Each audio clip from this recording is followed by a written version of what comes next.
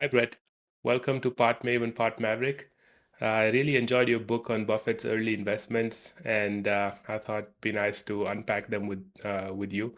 The book is so extensively researched, and also in many ways really extremely objective. So that's why I think speaking with the author is so much more insightful because you can sort of give all the context around it. But let's start with my favorite sort of provocative question, which is, what's your fundamental disagreement with the status quo? Why did you write this book and why did you see a need for this book?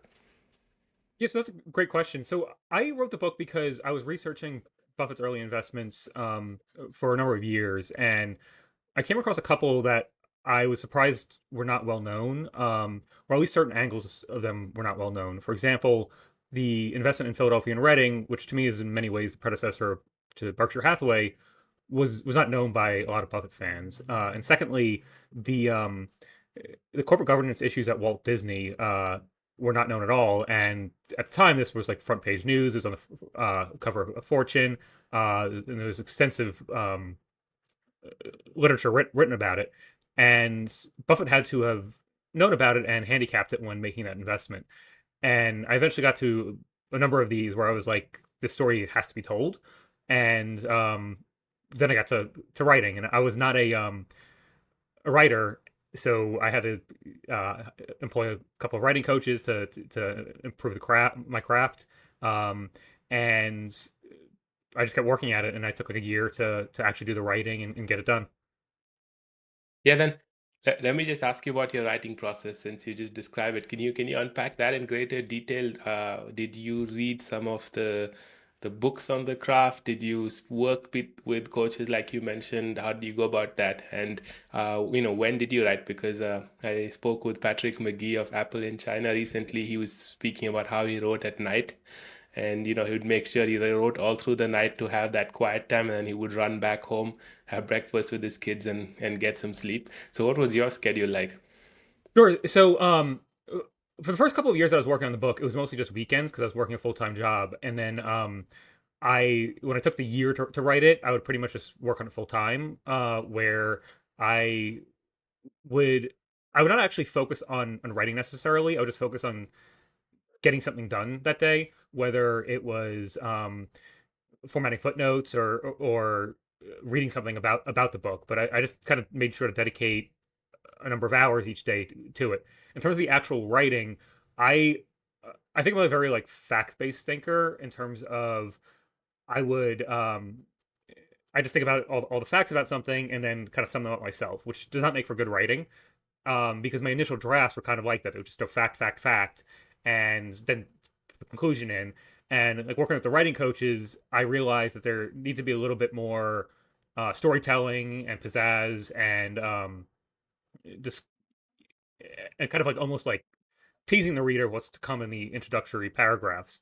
Um, so I don't think I ever had the issue of poor grammar or passive sentences that some people have, but I couldn't tell a story. And as part of my writing process, I would do a couple things. One, I worked with the coaches I mentioned, but two, I would actually print out Buffett's letters and um, just look at them visually and see how the paragraphs are constructed. Where he actually has like there's a lot of symmetry in his writing where there's commas. His usage um, is very predictable. His paragraphs are of predictable length and similar length, so you're not having like one paragraph with 10 sentences and then another with two and another with 10. And it's actually just like nice to look at. So I spent a lot of time trying to deconstruct what I thought made Buffett a good writer. So you kind of modeled on Buffett's sort of style and sort of way of writing prose, or Yeah, I think that's I tried to because I think he's a great writer, and I think that I actually took a lot of inspiration from Buffett's development as a writer. Where in the partnership year, um, he was a little bit more of just a fact based writer instead of a storyteller. And you actually start to see, in my view, him start to gain confidence as a writer uh, in the early 60s in his partnership letters. And then in Berkshire, you really start to see the development, which I think was also helped by Carol Loomis, helping edit his letters. And you know, you get to see not only his development as an investor from partnership years as Berkshire, but his development as a writer as well. Yeah, that's fascinating. I never thought of it that way, but I guess yeah, it's just a craft like any other, and then you just keep at it. Um, yeah, so then I think there was a highlight where you got to meet Charlie Munger towards the end of your book. Like, could you share that anecdote too? And I think you got a written note from Warren. Yeah, so I was very lucky to have been introduced to Peter Kaufman, who put together Poor Charlie's Almanac, which is one of two books I recommend on Charlie. The other being Damn Right by Janet Lowe, and he very generously invited me out to meet Charlie, and I had lunch with him with some other folks 2 months prior to his passing. Um, he was very funny, very kind. He he was very sharp. Total highlight to meet him. I was very lucky to have had lunch with him. And then when I got copies of the book, the physical book, about a month before its release in November 2024, I sent 2 copies to Warren and asked him to sign one back to me, and he did, and he wrote, "Brett, put me in your will. Best wishes, Warren Buffett." Yeah, that's such a fantastic story, and yeah, I think it's a very special feeling to be able to send you a book and sort of thank the person that inspired you. But it's interesting that you met Charlie Munger, but that Buffett didn't agree to meet you. And like, can you explain what happened there and how come and why you think that was the case? Sure. So I actually wrote to Buffett in 2021 with a draft chapter. Which is pre writing coach. It was not good. And I told him I was working on this book and what I was going to write about. And I requested an interview as part of this letter, and he wrote back that he wished me luck, but he couldn't agree to an interview. So I think that Buffett's very productive of his time, and especially post COVID when I was when I'd written to him, and I think that he was probably just not taking meetings and was not going to take one for with somebody who was an unknown author. Yeah, or it could just be perhaps that he wanted you to sort of be a detective, not influenced by, because Buffett, these are Buffett's investments, right? And so I guess perhaps if you spend time with him, the book would have gone in a certain direction and been very strongly shaped by his his sort of reflections on that time. While here, you're more or less like an independent detective of sorts, or like, what do you think about that? It is possible. I think that he also does not want to.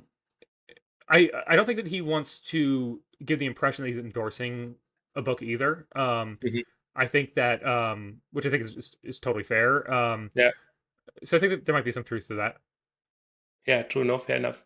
Um, yeah, I mean, before we dive deeper into the book and your research for the book, you want to share a bit your life story in short and sort of your origin story. What made you the Brett you are today, basically, and the key moments. For me, was a lot of dinner table conversations growing up. For you, it might have been something else. So it'd be nice to sort of understand the person behind the book.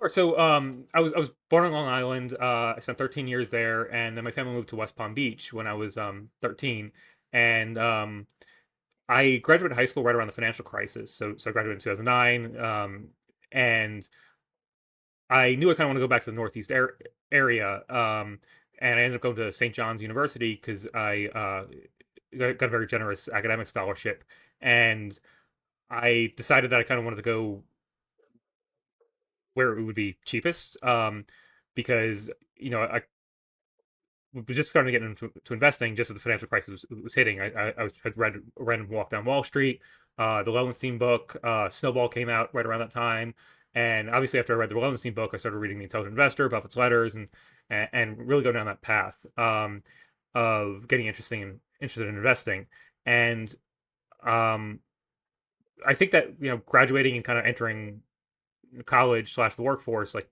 around the financial crisis and post financial crisis um, was formative in kind of like making me dedicated to the value investing philosophy, where I saw the risks of leverage um, and what can happen if you don't save and you spend too much. And then, following college, I worked at a handful of different investment firms with different investing philosophies, some distressed debt oriented, some activist oriented, some more what I call second stage Buffett, where they're focused on finding better quality businesses and focusing on the cash flows and the moats of the businesses as well. Yeah, that's fascinating because I think I entered high school around the time the financial crisis sort of took off. And it also really scarred me. It's very strange because it didn't affect me financially in any way. I mean, I was growing up on the southeast coast in India, but I just got mad obsessed about the financial crisis. I was like reading everything I could get my hands on. I sort of sat down and understood how asset-backed securities works and how, mortgages were underwritten without too much care and Big Shot, and of course all the other stuff, all the other books around that time. So yeah, I think something like that really shakes you up. And uh, I think you chose college also to ensure that you don't have to take on debt, and I think you got a full scholarship, or you got basically paid to go to college, or what was the Yeah, that's true. Because I got a couple universities where I would have had to take on debt, and I know college is more expensive now, but it was still expensive then. So the financials were important, and I got a free academic ride to St. John's, and then I graduated in 3 years, and um, it was it was a very generous scholarship, so allowed me to graduate debt free.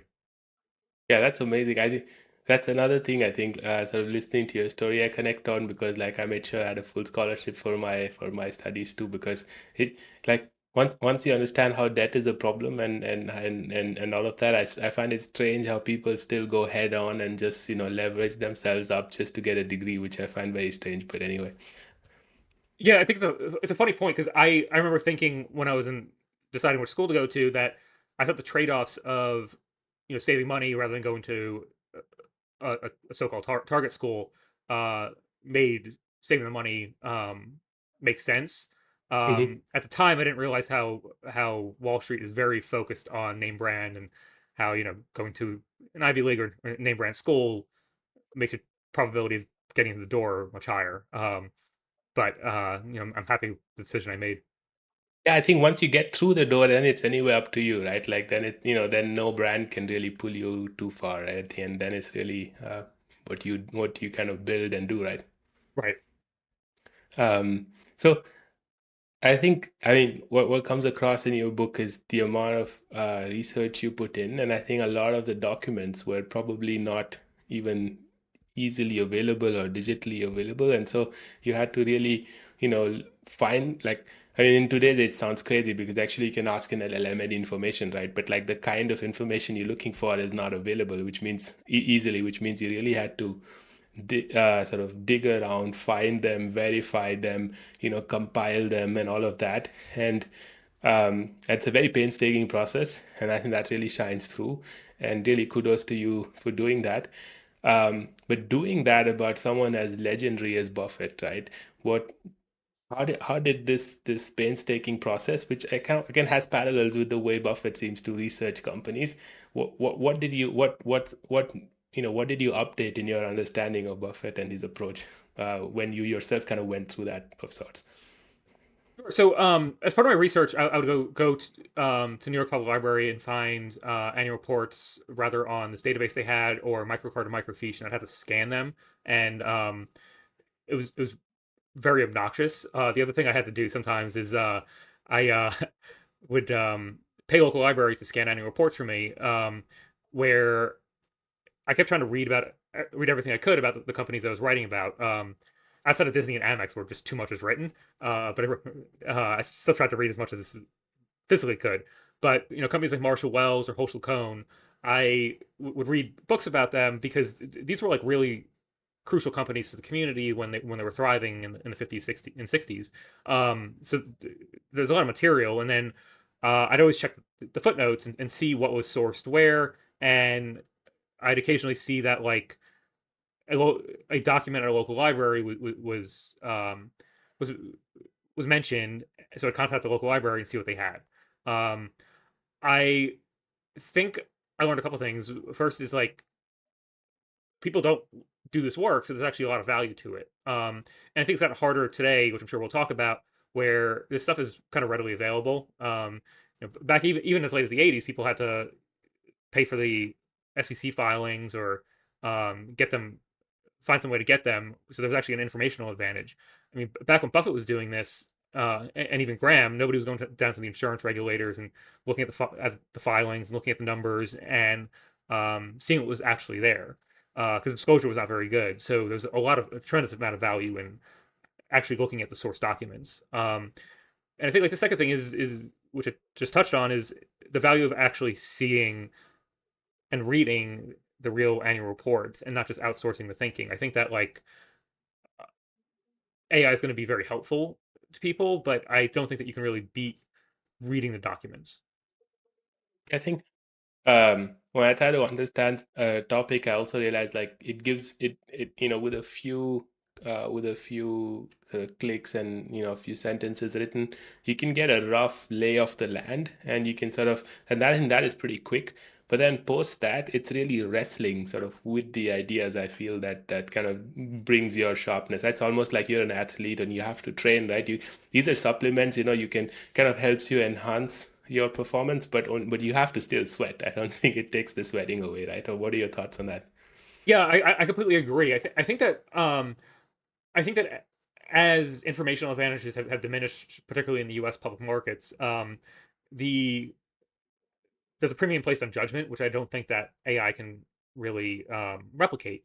Where now the playing field is getting more level than ever. I mean, I think in the '50s, '60s, '70s, '80s, and even '90s, there were a lot of informational advantages. Um, One, in terms of like actually reading the reports, but two, communication with management, and Reg FD and technology have mitigated those advantages, and it kind of just leaves judgment.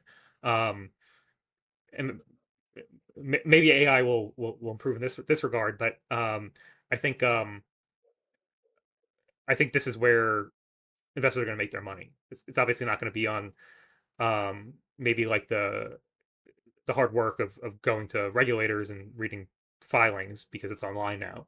Um, so the game has changed for sure.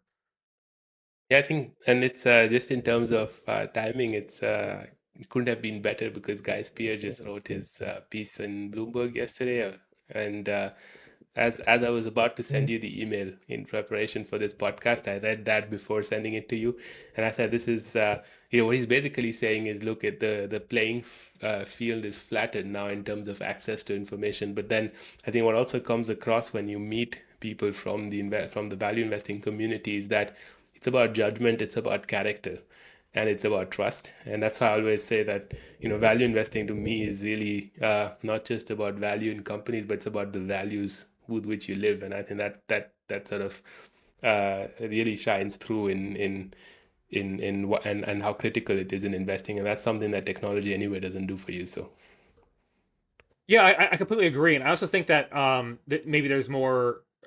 So I read Guy's piece, which is excellent and thoughtful and thought provoking, as he always is. I think that one of the things that I was thinking is again like back to the premium on judgment. It's not just in like the actual decision of forecasting cash flows and returns on invested capital, but also in how you allocate time and how you allocate um, time with scuttlebutt, where you're talking to sources and are you asking the right questions to actually figure out if the business is good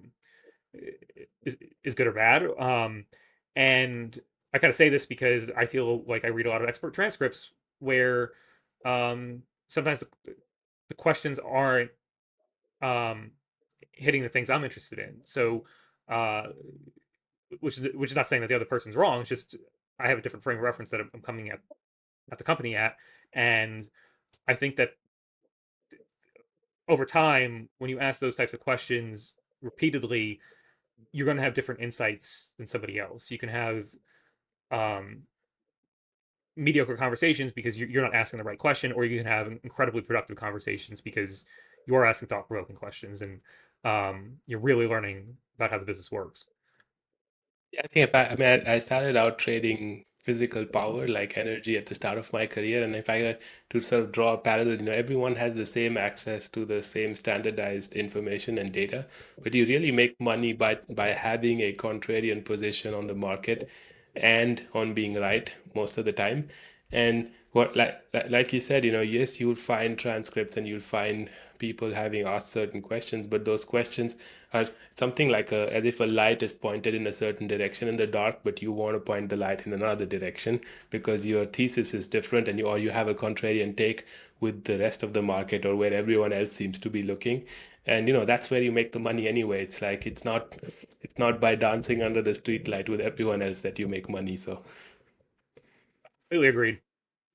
um, this so one thing I wanted to ask you, and like perhaps it wasn't really relevant, but I just felt it would be interesting to see what you had to say. If you Because you did this based essentially on publicly available information, but I guess if you had access to Warren's internal notes, like in his diary or him communicating privately with someone, is there something that stands out where you say, "Oh, I wish I had an insight into this directly"? Was there a moment like that when you were preparing the book?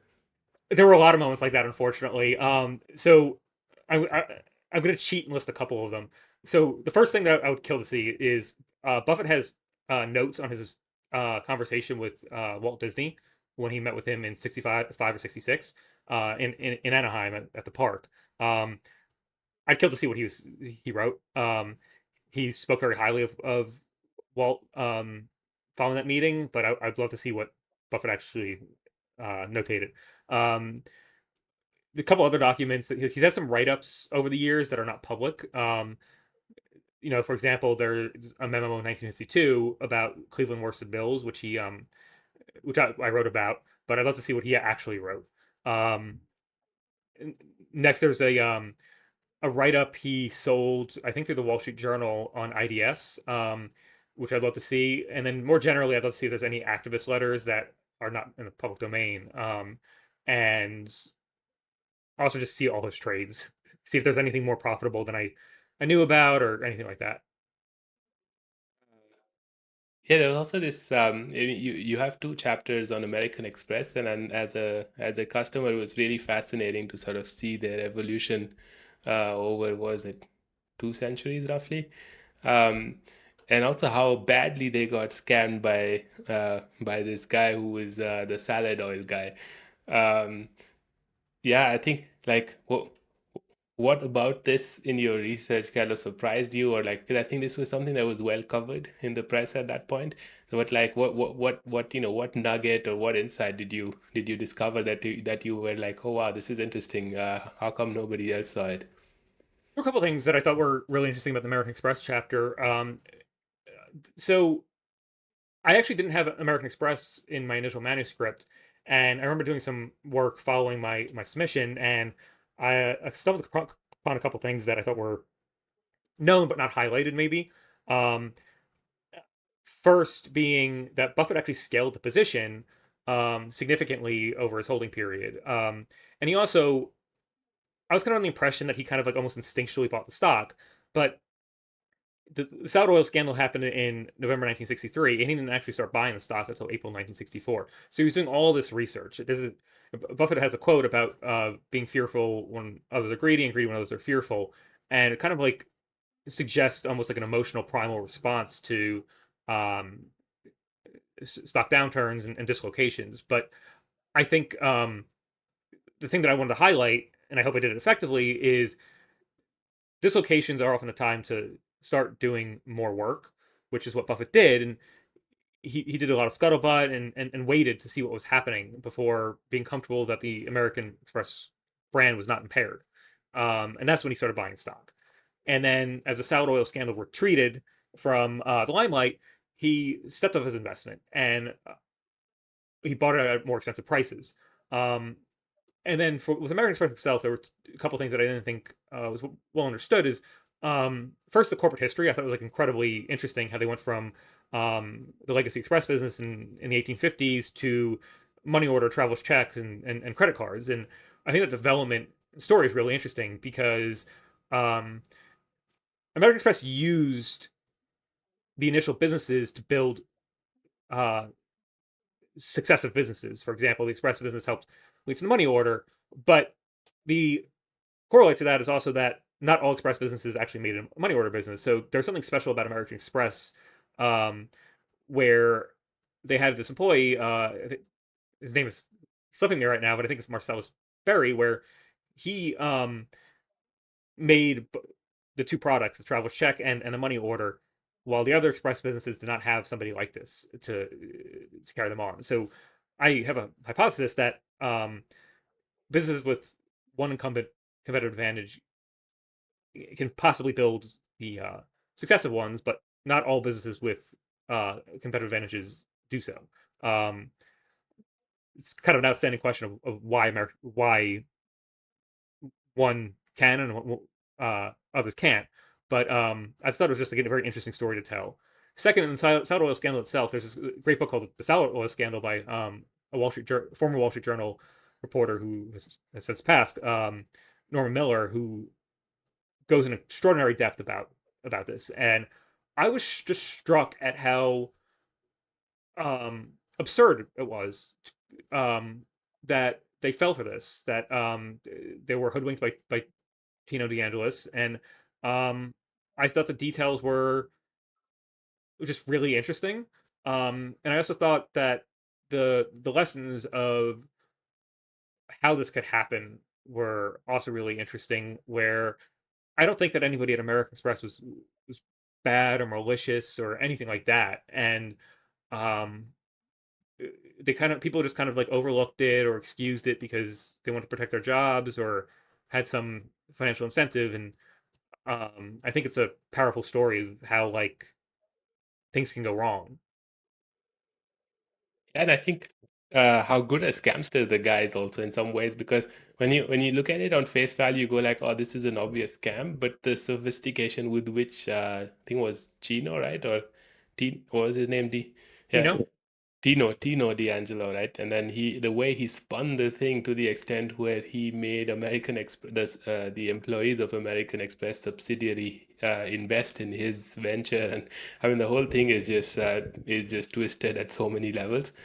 Uh, but which really begs the question of governance risks and things like that. And um, did you feel that Buffett underestimated certain of these aspects? Did you feel that he evolved through his investments, that he learned the importance of making sure that you don't have this kind of convoluted hidden governance risks and scams? Yeah, so it's a complicated question because I think Buffett was very attuned to the importance of capital allocation and corporate culture. Um, However, he occasionally made mistakes over his career where for example, his involvement in Solomon was an example of him kind of knowing better and still making a mistake. And it's kind of interesting. I was actually just listening to the testimony Buffett made in Congress following the scandal, where he makes the famous quote about if you lose like a if you lose money for the firm, I'll be understanding. If you lose reputation, I will be ruthless. And I listened to the whole testimony for the first time, and it was really interesting, because uh, and also because I went back and read the relevant parts of Snowball where she talks about the scandal, and I was really struck that both Buffett and Munger were on the board, and the company still went awry. Um, and thinking about the dynamics of what led that to happen, um, like I can't imagine people you would want more on your board than Buffett and Munger, and Solomon still went wrong. Um, I think Buffett maybe was kind of kind of too much in love with the CEO, and overlooked the bad culture of Solomon. Yeah, I think it's probably his growth also as a human being, right? Through reflecting on each of these challenges and setbacks that sort of made him evolve as an investor, right? Oh yeah, for sure. I mean, growth is not linear. Obviously, you make mistakes. Buffett has made mistakes over his career in terms of not just investing mistakes, but in terms of who he trusts and who he hiring and all that stuff. I think that one of the things I try to communicate in the book is that Buffett is human and he has made mistakes and he's grown and he's learned from them, and that doesn't mean he won't ever make mistakes again. I mean, the Solomon investment was a mistake. The U.S. Air investment was a mistake, but he he's always developing and growing. So just because you develop and grow doesn't mean you won't occasionally misstep. Yeah, I guess that's just part of the journey. You you describe how Buffett would visit sites early on, and I think it's kind of sort of comes through a little bit in Guy's article, right, where he speaks about how, information is now available, but it's really about knowing people and also building these relationships of trust. And I guess, part of this is going on site, is spending time with people. So, how critical do you think that is? That how critical do you think this was for Buffett's early success? And what do you think the relevance of that is today? Is it more important? Is it less important? Sort of, what are your thoughts on that? I think it was absolutely critical for Buffett, and not just in terms of the scuttlebutt of where, like, he was driving around Ohio and meeting barrel makers when he was researching Greif Brothers, or taking the train down to Washington D.C. to meet with the head of Geico, an employee of Geico who in the future would become the president. Um, he also did a lot of like weird stuff trying to find physical certificates for stock so he can go activist on companies, and um, I think it was really important for his success then. Not only because of the tangible output, but it was a sign of how passionate and diligent he was as an analyst and an investor. I think that a lot of these things are still relevant today. I think that maybe it's shifted a little bit in terms of um, you know corporations are now have professionalized investor relations teams, so it's very rare that a CEO is talking off the cuff or is not prepared for certain questions. Um, and I think that, like, you can't just necessarily go into headquarters and talk to employees anymore. Um, so the world's got a little bit more institutionalized and professionalized, which I think has made some of these stuff difficult.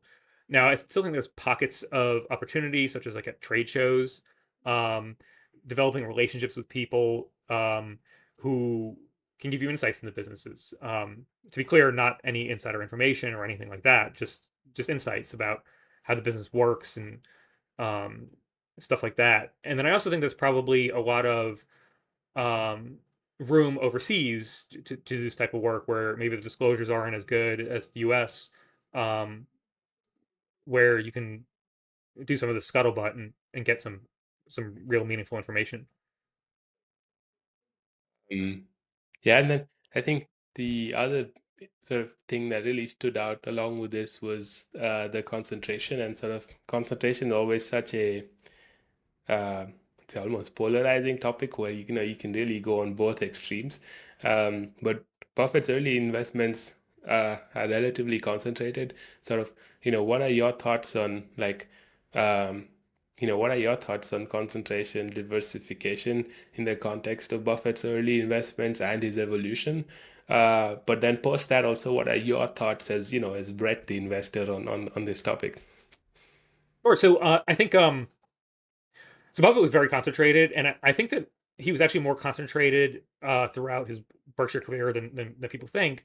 And the example that I would cite is Coke was like 10% of assets in the late 80s. Capital Cities was, I think, about 25-30% in the 80s. Um, a couple of things happened that made um, his largest positions a lower percent of the assets than prior. First, Berkshire just got too big, where it was just very hard to find companies that would be a significant percentage of assets. When he bought up BNSF in 15 years ago, that was about 10% of assets. And that was back when Berkshire was, I think, a $300 billion company. Now it's a trillion. So it's very hard to find anything of real size. The second component is that I think that generally, as you move up in market capitalization ranges from small cap, mid cap to large cap, the markets get a little bit more efficient. And this means that the risk reward is not as attractive. and you can't find the same opportunities that you did where you could find some stuff that was way off the map or really mispriced in smaller mid cap land. As you get bigger, I think that the opportunity to really take a big bet diminish. Yeah, Now, no, yeah. I was going to say, as an investor, I'm a big fan of concentration. I think it's just very hard to know more than a handful of businesses really well, and I think it's very hard to find opportunities that make sense to put all your money in. So I think that I mean, there's trade offs, obviously. I think that one of the things I wish I did in the book was maybe talk about the scenarios where people should be concentrated and when they shouldn't. Um, maybe the next book. Yeah, that's the next one, Brett. I think we've identified it. Yeah, I think on topics like concentration, on sort of research and scuttlebutt, on on governance and activism. There's a whole range of topics I think that your book touches upon, but that could be dug so much deeper and perhaps even generalized across other similar investors of, let's say, equally high stature or almost as high stature. I think that would be fascinating. Um, and if I were to if we take a step back and sort of just look at the big picture, what would you characterize as the sort of the key learnings, the key moments in this evolution of the early Buffett, right? Because we're not like let's just focus on the time frame sort of that your book covers, which is the early investments of Buffett. So what are like if you were to just sort of summarize this on a time axis, right, or like event axis, what are the things that really that you feel are these watershed moments, or that are these moments where a big jump in Buffett's perspective happens? Sure. I think a couple things. So I started the book off with three case studies of nets, which are investments trading below the current asset less all liabilities. And the theory is that you can liquidate the so-called quick assets and make money. Um, and the first three case studies are all super cheap stocks. One was trading at like one times EBIT, and below net current asset value. They're all objectively cheap, and none of them really work out that well for Buffett. And then the fourth and fifth ones have an element of activism. And these were in 53, 54, 55 time frame. And Buffett sees how activism works, where the change in capital allocation drives the IRR on the investment almost more than the actual assets. Like um, Union Street Railway, for example, which is the fourth chapter, you see that the stock was trading below net cash, but it was trading below net cash for a long time. So if you bought the stock and the first time it was trading below the net cash on the balance sheet, you would have had a mediocre return. But because Buffett bought in 53 and 54, and then the company returned capital fairly quickly, um, he had an amazing return. And then the fifth chapter, which to me is I think it's the best chapter in the book, is a real pivotal moment in my view for Buffett, where uh, he makes Philadelphia and Reading his largest position. Ben Graham's on the board, um, and Ben Graham and a Graham Newman employee, Mickey Newman, revolutionized the company. They changed the operations, to make them more uh, generate more cash flow. They go on an acquisition spree. They write down some assets to protect from uh, shield the newfound income from taxes, and they basically do all these things to turn into a conglomerate from a dying anthracite coal company. And I think the parallels with Berkshire Hathaway are really strong, where you see um, you see a dying industrial company transform into this massive thriving conglomerate led by a brilliant CEO, um, with with high integrity, and um, you see the signs of what Berkshire would become, in my view, when you study Philadelphia and Reading. And Buffett was friends with Mickey Newman his entire life. He worshipped Ben Graham, and these I think he took these lessons and decided to apply them to Berkshire. And Philadelphia and Reading operated for about operated as a conglomerate under Mickey Newman for about 13 to 14 years and compounded at 20%. Buffett did it for 60 years, compounding at 20%. And that's following the 30% in the partnership. So Buffett, I think Buffett was inspired in many ways by Philadelphia and Reading, and then took it to another level. Now, um, in the partnership years, he's still kind of doing this active an element of activism, deep value investing, and I think that American Express and Disney are significant turning points for him, where he starts seeing the better business. Like you, American Express was unique, where they had this significant scandal that drive the stock down, but it was largest Buffett's largest profit generator in terms of dollars in the partnership, and I think he was really starting to see the value of the qualitative insights, which he writes about in the partnership letters. Yeah, no, that's fascinating. And um, I I mean the parallels with uh, with the similar structure from what he saw with Mickey Newman, I think is also it's also nice that he's in some way also cloned it, because I think it's Monish Pabrai in the community writes a lot about cloning intelligently. It almost sounds like, Buffett kind of cloned this idea from there and scaled it to a trillion. Oh yeah, of course. I mean, I think that I think that we all learn from other people, and I always think it's very interesting to find the sources of people's inspiration. And Buffett's obviously given Graham an enormous amount of credit over the years. I just thought the Philadelphia and Reading one was actually not well known. And I kind of question one of the things I would kill to know about Buffett is if he would actually agree with my conclusion, or if he's like, no, I learned it from this, or I didn't think of it this way. I, I I kind of joked after the book came out is that my dream would be for Buffett to criticize my book and tell me everything I got wrong. Um, well, actually, that's not true. My real dream is that he just says everything I said was right, but I'm trying to be a little realistic. Yeah, no, I mean, you never know, right? He's retired now and he's got some time, and perhaps there'll be a Brett and Buffett podcast. That would Uh, be insane. If that does happen, try to convince him to record it for the rest of us. of course. But yeah, I mean, perhaps to just wrap off, this like, I think Berkshire Hathaway has sort of over decades been this go-to place. If in doubt, just buy Berkshire stock and sit it out kind of thing. Um, and I, in the press from time to time, there were people claiming they wanted to build the Berkshire of this era, or something new, or the Berkshire of, I don't know, tech or whatever. And none of that sort of really materialized. And very often, also, what came across was that these people essentially ended up lining their pockets by kind of, especially during the SPAC time, right? And nothing came out of it. So but you're sort of not at the end of your career, right? You've got decades ahead of you. So what do you think about, like, what is the next iteration of something like a Berkshire Hathaway look like, if someone were trying to build it? So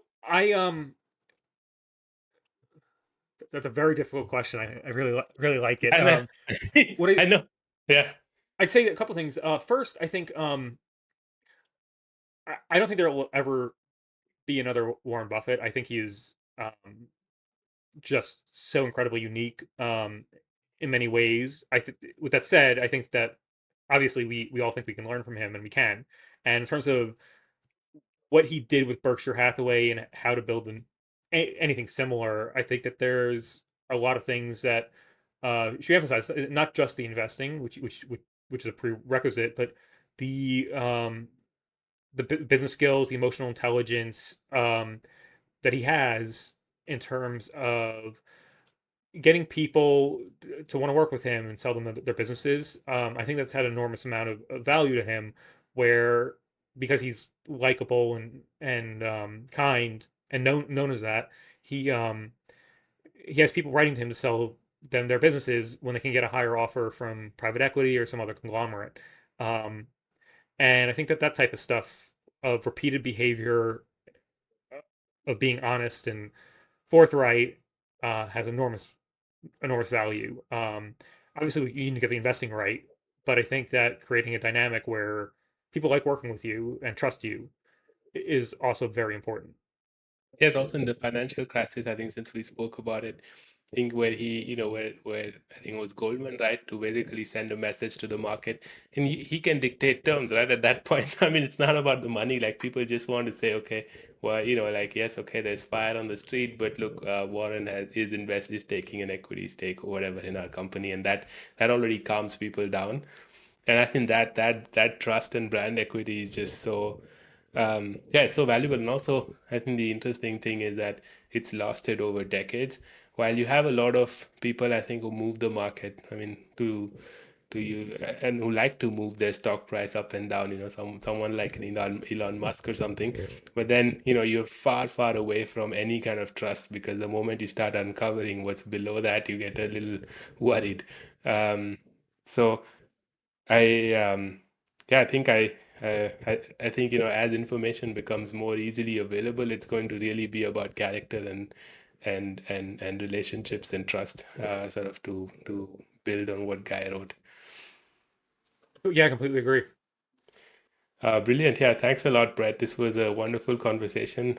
Kudos on all the work you put in to craft this book. And yeah, I think anyone who reads it will of course, learn what's in the book, but I think will also gain a sense of respect and understanding for the process of writing such a book. And I think that is that the the growth lies in the process also, not just in the final insight. So thanks for that. Thank you.